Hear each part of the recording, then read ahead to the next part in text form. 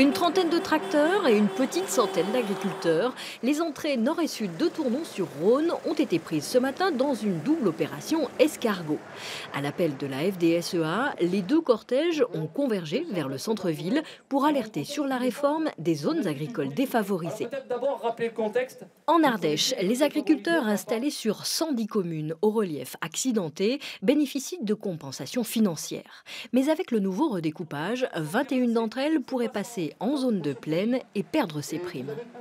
Le système qui risque d'être mis en place, c'est la fin de l'élevage. C'est-à-dire que d'autres exploitations vont peut-être se spécialiser sur de l'arboriculture ou de la viticulture, s'ils le peuvent. Mais c'est certainement la fin de l'élevage pastoralisme sur ces communes, comme on peut le connaître. Et ici, sur notre département, c'est le début de la friche, de la forêt et d'un autre nuisible qui s'appelle le sanglier, qui est très présent, y compris dans les villes maintenant. Un exemple, à 500 mètres d'altitude sur le plateau de Tournon, l'exploitation agricole de Grégory Beau est à cheval sur 2 communes, à cheval sur 2 zones. Ici, vous avez une prairie qui a été ensemencée cet automne en zone défavorisée. Et de là, vous avez une céréale qu'on a ensemencée aussi à l'automne, par contre sur une parcelle qui est en zone de montagne.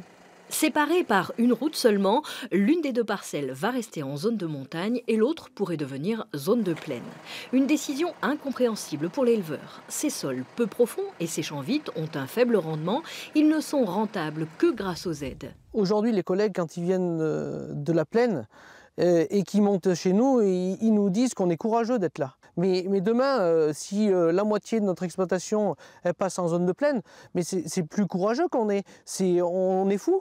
Pour ce GAEC A4, la fin de l'indemnité équivaudrait à perdre le revenu de l'un des associés. Un manque à gagner impossible à répercuter sur le prix du lait. Situés plus bas, sur la même commune, viticulteurs et arboriculteurs devraient s'adapter plus aisément.